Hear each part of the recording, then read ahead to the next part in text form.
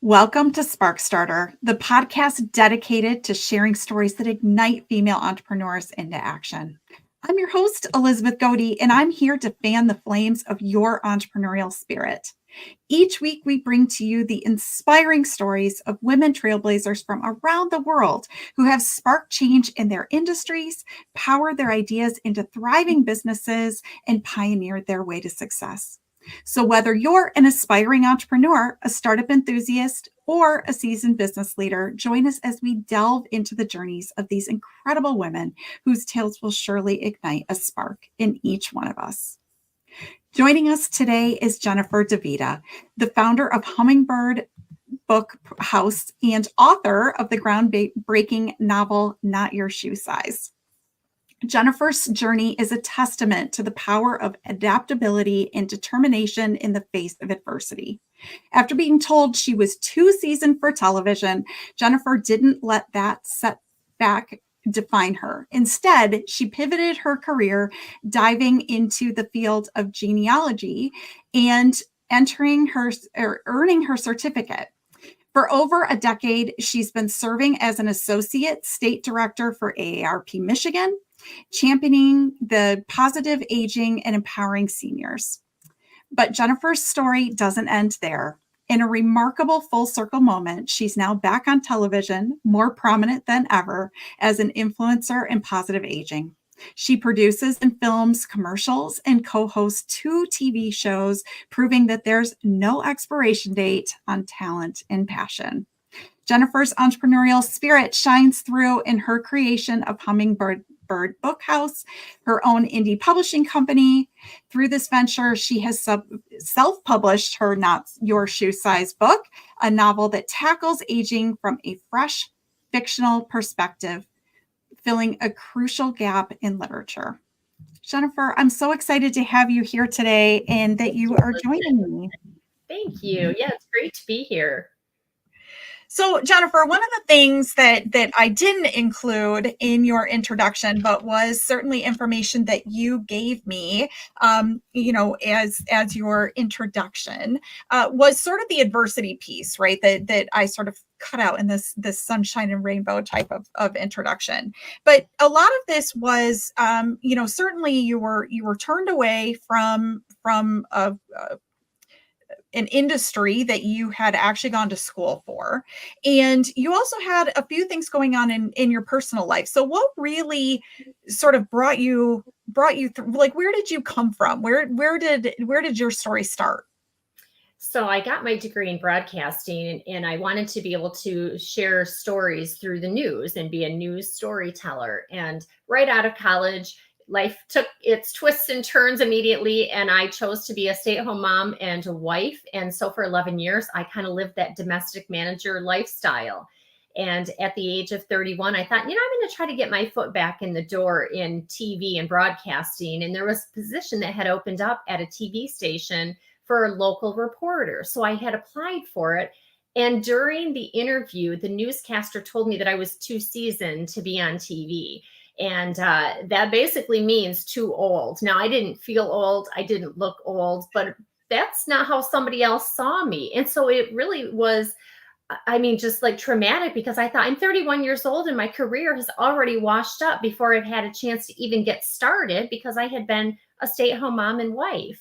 So I ended up, out of desperation, a couple of years passed, out of desperation, applied for a position working in gerontology as a marketing associate for a geriatric healthcare organization. Now, I had no business taking that job. I didn't even know what the word gerontology meant, had never worked in geriatrics. I had never done marketing before, but I was going through a divorce and I was desperate. And I always joke and say, apparently they were even more desperate because they hired me. And truly, that was the pivotal moment of my career where I shifted away from my original career plans and went into the field of gerontology. And I absolutely love it. And what that means, and what I've learned, is that's the study of aging and the aging process. So I actually went back to school, got certified, and just really dove into this field and absolutely love it. Well, I think that's a really interesting sort of transition, right? Because you think about the fact that at 31, which by the way is just such a young person, it's so hard to imagine that you had sort of aged out of TV at age 31.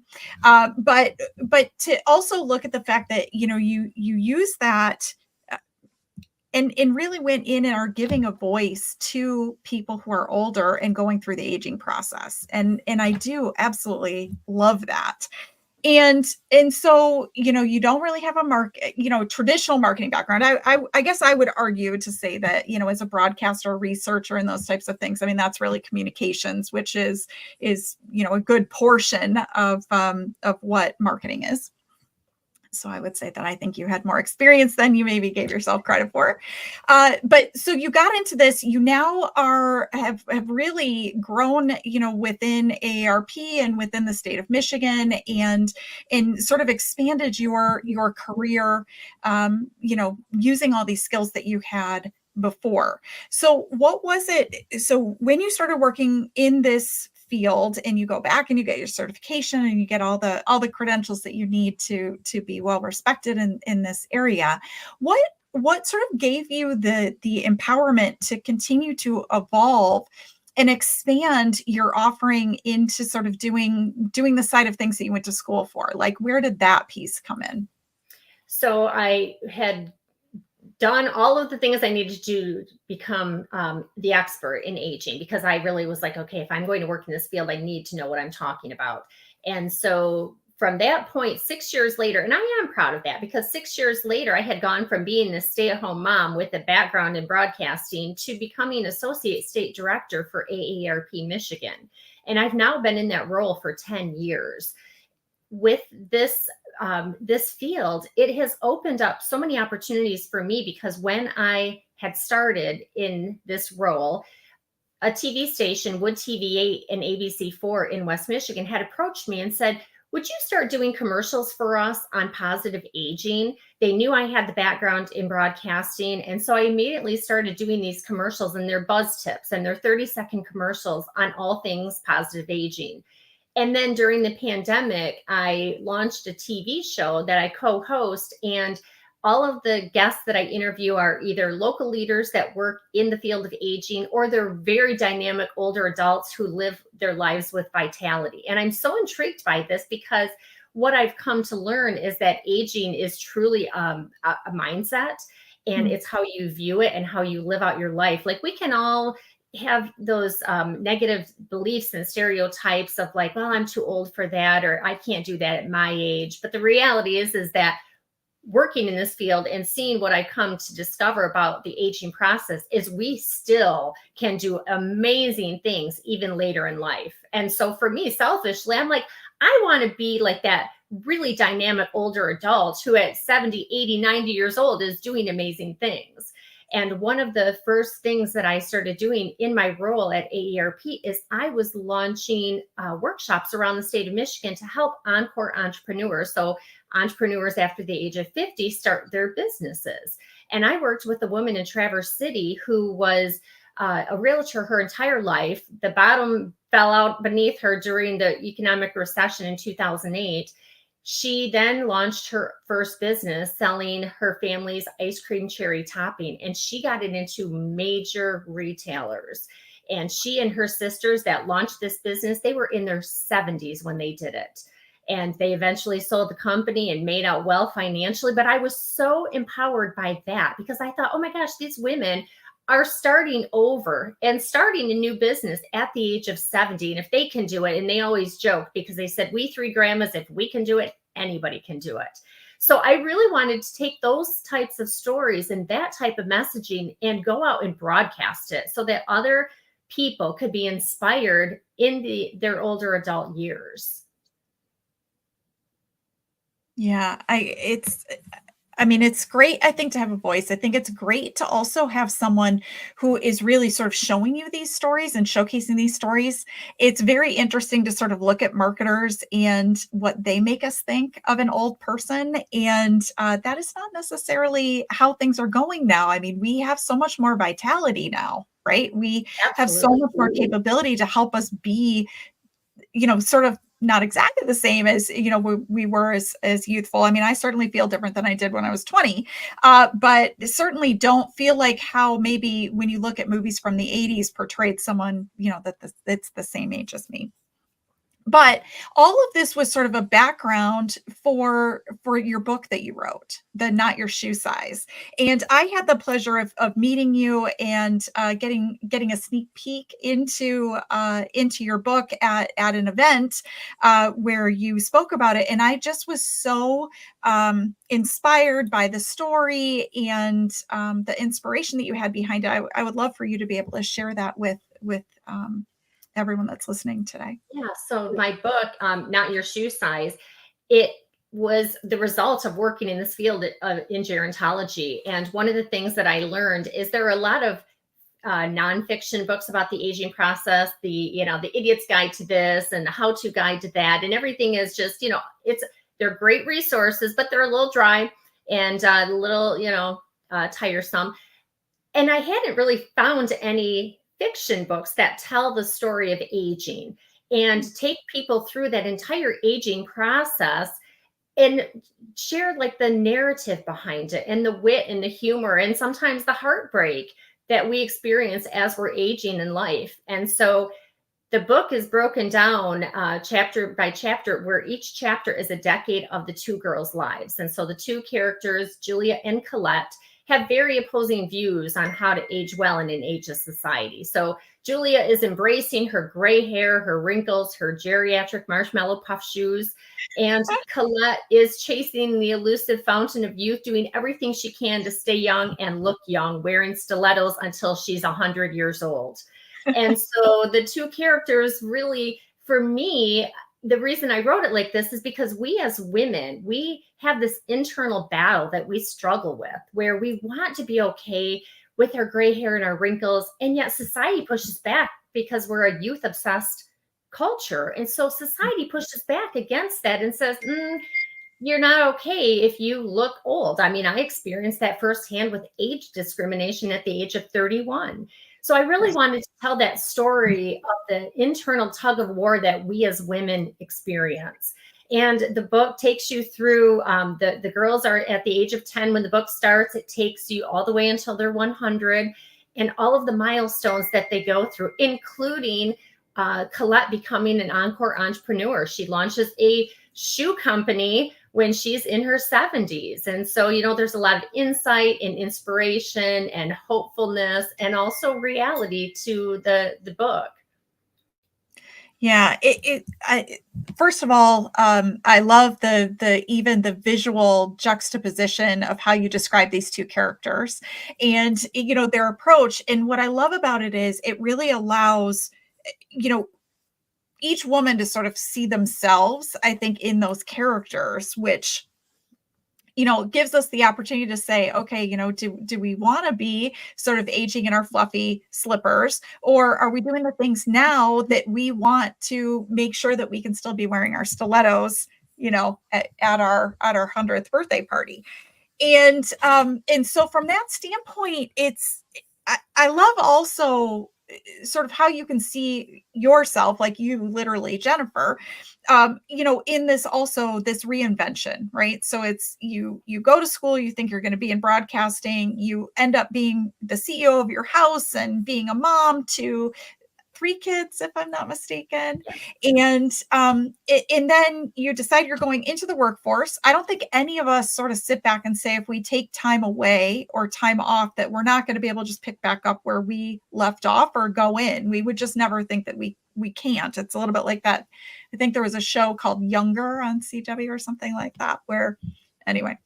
And so from that standpoint, it's you could have easily just been a little bit like shied away and said, okay, well, that's okay. I guess, maybe I am just supposed to be a mom and not sort of go into the workforce, or, maybe I am supposed to do this. But instead, you figured out how to sort of like twist yourself into really still doing the thing that you wanted to do at 31, but even later in life and doing it, really, really well.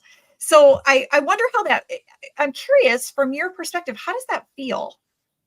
It's a wild ride.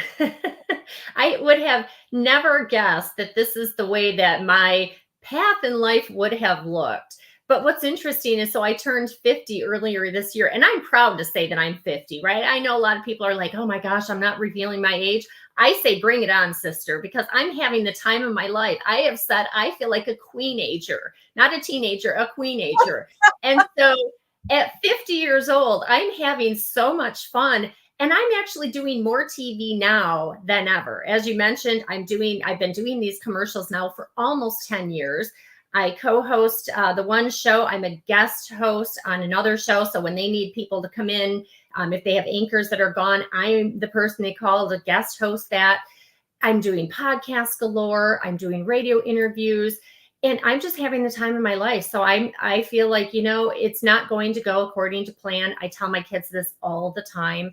Life is not going to go according to plan. And the sooner you embrace that, the easier life becomes. Now, it's not easy in the moment when our lives are falling apart and all the twists and turns and, everything is being thrown at us. But honestly, it's like, I wouldn't change a thing.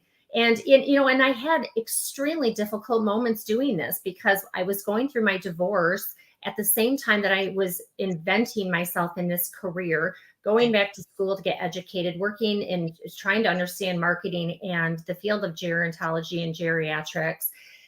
And I'm a solo parent. And I always describe that as being different than a single parent, because as a solo parent, you're doing it by yourself. I had full legal and physical custody of my kids.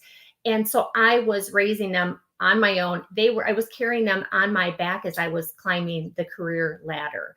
And then just, finding these opportunities to just kind of, get myself back in things that I wanted to do, right? Like, it was like, okay, at the time when this age discrimination occurred, I thought, well, I guess that's it. But then what I've come to realize is, nope, that's not it. It's not over until the old lady sings, I guess. So I still don't, it's interesting when you're young, right? And you think your parents are old and you're looking at them and they're so old. Now you look back and you're like, oh my gosh, they were younger than I am now, when I yes. thought that they were so old. And I don't feel old. Well, some mornings I feel old, but for the most part, I don't feel old until I look in the mirror and my face doesn't look exactly how it did when I was younger.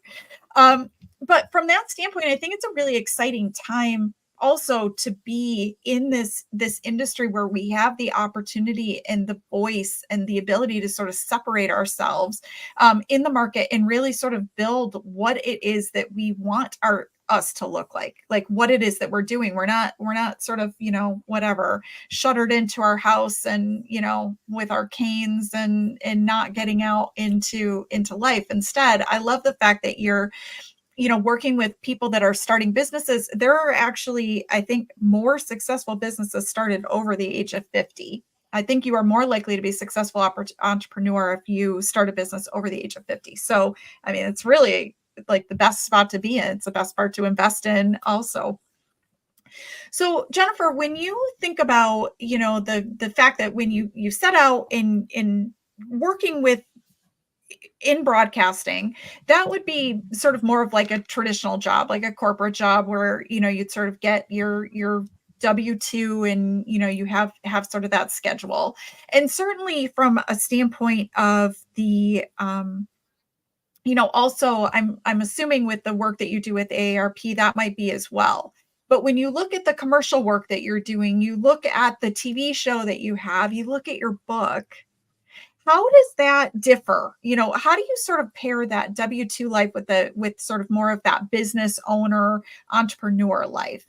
Yeah, it is a balancing act. And I took a sabbatical from my job at AARP to launch my publishing company, Hummingbird Book House, and then to write the book underneath that. I had looked at going the traditional publishing route.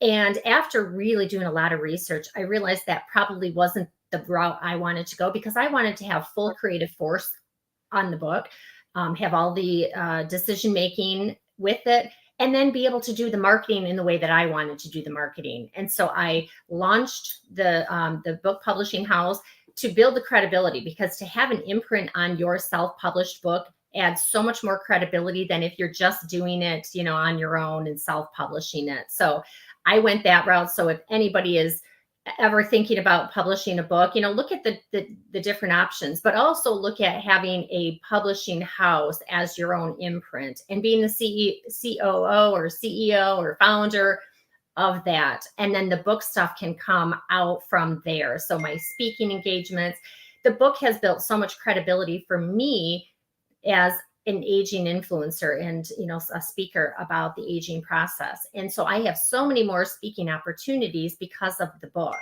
And so I'm just always kind of balancing it out. And sometimes, life can get a little bit out of balance. So I have to kind of bring it back down a little bit because you could, in the field of marketing, of course, you could market 24/7 and it's never enough. And so you have to scale back and really prioritize and figure out, what do I want this book to do? What do I want this outlet or my career to be? And try to build it around that. And so you don't have to just do the one job. You can balance two different things. So you can be working in the regular job, like you said, with the W-2, you can do that, but you can also be your own business owner at the same time and working in something different or the things that complement each other. Well, and I think that that also you can do them both at the same time. I applaud you for taking a sabbatical and actually sort of dedicating the time that you needed to make sure that you could build basically your publishing arm and write your book, because I think it's sometimes hard, right? When you're getting a W-2, there's always going to be that pull to making sure that you're doing the thing there for that position, because you've been hired for that. And a lot of times we don't really do the same thing. Sometimes, especially like if we have sort of two different things going on, we're not always great at balancing that in the same way and preserving our time in the same way. So I think that, when people are looking at doing something like this, if you have the flexibility to be able to sort of step away and take the time that you need to really focus in it, especially at the launch time, I'm not sure what you would say, but I would say that that's definitely the way to do it. And also thinking about, the Hummingbird book publishing and about starting that and that moniker, it's my background's in branding.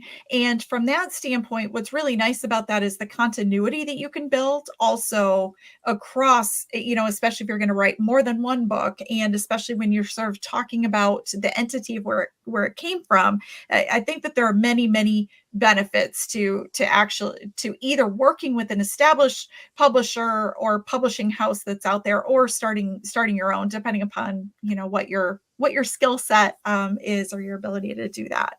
So Jennifer, when you look at actually launching your book and doing all of the side of your own business, what would you say has been like the best part of having your own business, your own thing?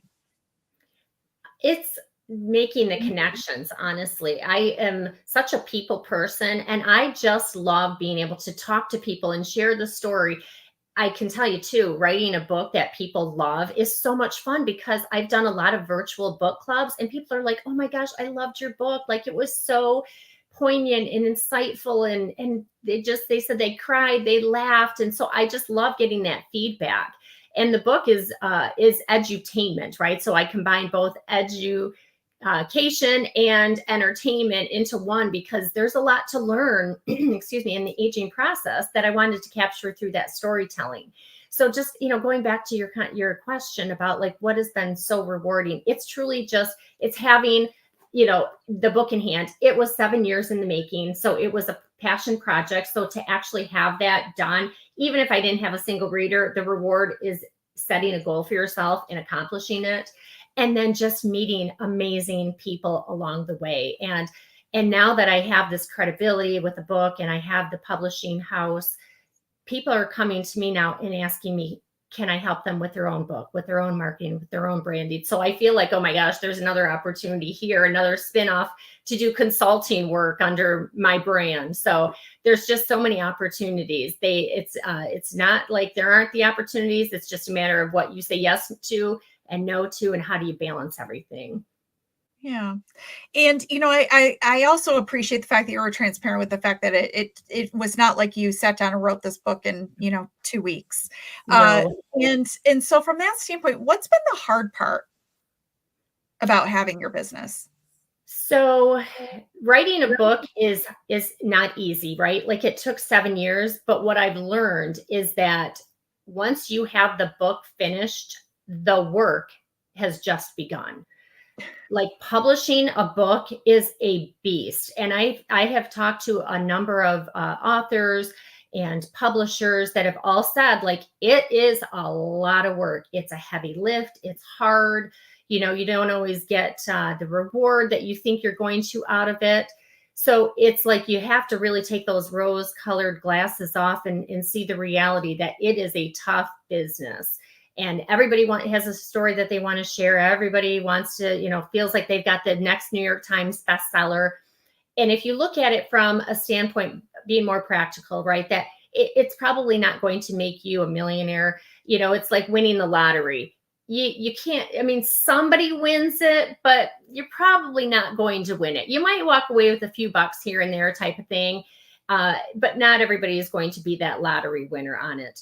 So you being practical and understanding like that your motivation has to be something more than making money. And if it's to build credibility, if it's the reward of just doing it, if it's using it as your business card, right? Like again, I have so many more speaking engagements and opportunities because people are like, oh my gosh, she wrote a book. Like we want to hear about this process and her journey. And it's not easy, but it is certainly a thrill ride, like I can't imagine not having done it. Like even as difficult as it is, there were moments, honestly, I was like in tears. I'm like, I can't do this. This is too difficult. I'm done. Nobody's going to read it. People are going to laugh at, like all of those little monsters that you have in your head that really, really come out when you're writing a book. But if you just keep plowing through it and pushing through it and trust your instinct, trust your talent, you'll come out good. Yeah. There's so many nuggets that you just peppered into that response. I love all of those thoughts. And you're right. I mean, the promotion part's is once you think the writing part's hard, but then you get into the promotion piece and that's like a whole different animal, whole different skill set. When you think about, going down this path, what do you think has been like the biggest surprise for you? The thing that it was totally unexpected. You had no idea. And it could be, on the positive side, it could be on what was the thing that surprised you? I would say, gosh, there's a few different things. One, I mean, there have been moments that I had no idea. Like when I did my book launch party, I did it at a shoe store instead of a bookstore because again, it's kind of like, let's brand it differently. Let's market this differently. And so I thought, let's do it at a shoe store instead of a bookstore. I approached a bookstore and they were like, or I'm sorry, the shoe store. I approached the shoe store and they were like, let's do it. Like they were all over it. They said, we'll support you. We'll promote it. I ended up having 125 people there and I had a wait list. Like it sold out so fast. And I was like, oh my gosh. Right. And I'd heard other people say, yeah, it's really hard to get people to your book launch. And, so I was like, oh my gosh, like that's amazing. Well, then like a week later, I did a book author signing at a bookstore, a, pretty well-respected big box bookstore. And I had like 5 people show up. I'm like, what? Like, this doesn't make sense, So it's like, I think the fact that there's so many discrepancies, right? And it's inconsistent. That's where I just am kind of surprised. Then you have people that like will leave a negative review and you think, did they even read the book? This doesn't even match up. And then you have other people that say, oh my gosh, best book ever. I bought it for every single family member. This book is, one of my top. And I'm like, again, like you're just like the inconsistency sometimes shocks you because I'm like, I don't get it. I can't crack the code. Even like the New York Times bestselling stuff, I've learned, that it's not necessarily an even playing field to become a New York Times bestseller. So I kind of dropped that because I'm like, you really have to be, you have to have some money behind it and whatever. So it's just like there's this code that I can't figure out. It's like an algorithm, but it's not even a digital algorithm. It's just however the universe takes you and how it just lands. But yeah, so I would say that's what's been surprising is just that things happen. I'm like, I don't get it, or oh my gosh, I didn't expect that. Yeah. It's the world of business and promotion is, I don't want to say fickle, but I would say that you certainly need to know exactly sort of what the markets are doing, who your target audience is, and certainly how you approach them. And I think the shoe store is definitely the way to go. Jennifer, it's been so great having you here today to share sort of all your breadth of knowledge, and especially about your book. How can people get in touch with you if they want to learn more? So they can go to my website, jenniferdivita.com or notyourshoesize.com. And I do speaking engagements, virtual author events. And there's just, I have a shoes letter. It's not a newsletter. It's a shoes letter that I produce on a monthly basis. And there's positive aging tips in there. There's, I love shoes. Shoes are my passion. And so there's always humorous things around shoes. My joke is that I don't garden, I don't scrapbook, I don't quilt, I shoe. Shooping is my hobby. So yeah, so I provide, just lighthearted stuff and just hopefully bring a smile to people's faces. And at the same time, again, it's that edutainment, helping people understand the aging process, learning about what to expect. I had a librarian that likened my book to what to expect when you're expecting, but not expecting to have a baby, expecting to grow older. And I'm like, I love that. Like that just nails it right there, but from a fictional standpoint. Yeah, I love that. And Jennifer, the last thing, and all of our guests answer this question, which is for other women who are looking to start a business or grow a big business, what is like one word or short phrase that you would give to inspire them? Let's see, one word or one phrase. I would say it would be a phrase. I would say, just try it. Just try it. You can always backpedal out of something if it's not working, but take the risk, just push yourself to do it and see what happens. Doing my book launch at a shoe store was like, well, we'll see what happens. And it turned out to be like amazing. People loved that. And so just try it. Don't be afraid to take risks. Yeah, I think that that's a really good sentiment that, if you never try it, you'll never know if it works or it doesn't, right? And if you do and it doesn't work, I mean, nobody says that you have to keep doing something that you don't love. And I mean, look at like by being innovative and having your book launch in a shoe store, look at how successful that was. Those are the risks that I think also start to separate you from if you can have a successful business or not, is, how do you find the opportunity? It's been such an absolute pleasure having you here today. Jennifer, is there anything else that we didn't touch on today that you want to make sure to share with our guests? Just, I think, Elizabeth, that this is such a great podcast and that, you helping women in their entrepreneurial journey, it's not easy for us, right? Because we have like such perfectionist attitudes. If you're a type A personality, like I am, right? Like we just can sometimes become paralyzed in the process because it's analysis, a paralysis by analysis type of thing. And just the fact that like women, we're so much harder on ourselves than in society is also, even when it comes to like how we look in life. When a man gets gray hair, he's distinguished. When a woman gets gray hair, well, she's a little worn out. And so I would say, just be gentle with yourself, be easy in this process. There are going to be moments of just absolute failure. And then there are going to be moments of absolute just exhilaration because something succeeded and something went well. But that's part of the journey. I look at my life, and after I had gone through my divorce, I fell into poverty. I mean, I was living on food stamps in my mom's basement with my kids, and I climbed my way out of that pit and built up my career. And I would have never been able to write the story the way that it's been written, because it's just, I marvel and just go, I'm sometimes at a loss for words, right? And again, coming full circle and doing more TV now than ever after being kicked off TV at 31. So, for women, I would just say, again, be empowered and just be compassionate with yourself, be gentle with yourself, but don't be afraid to go for it and try it. And, failure is part of the learning process as well. It is. And I say this a lot on this. This comes up as a topic that on this show a lot. And I think that we learn more from things that don't work than things that do. It's like you had it in your mind that you wanted to do your book launch at a shoe store because it made sense, right? You wrote a book about shoes, you love shoes. Like, why wouldn't you do it in a shoe store? And here you have all the success. And then, after people are telling you it's so hard, and you're like, well, I don't know how it's hard. I had a waiting list. And then you go into the traditional route that most people would go down, by the way. I mean, this is not an unusual thing. And you don't have that many people show up.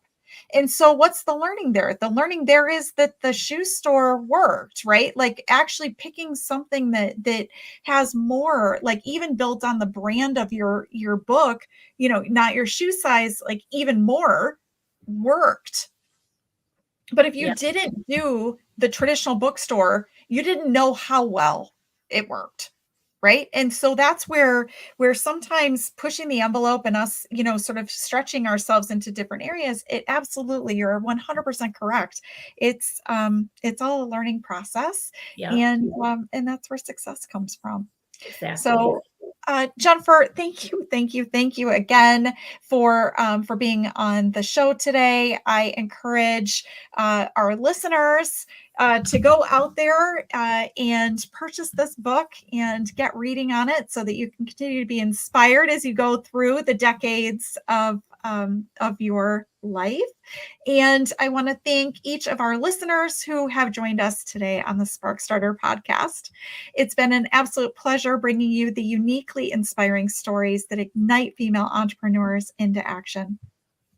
I've been your host, Elizabeth Godey, and on behalf of all the awe-inspiring women entrepreneurs out there, I encourage you to not only dream big, but to ignite those dreams into action. Remember, every spark can lead to an extraordinary fire.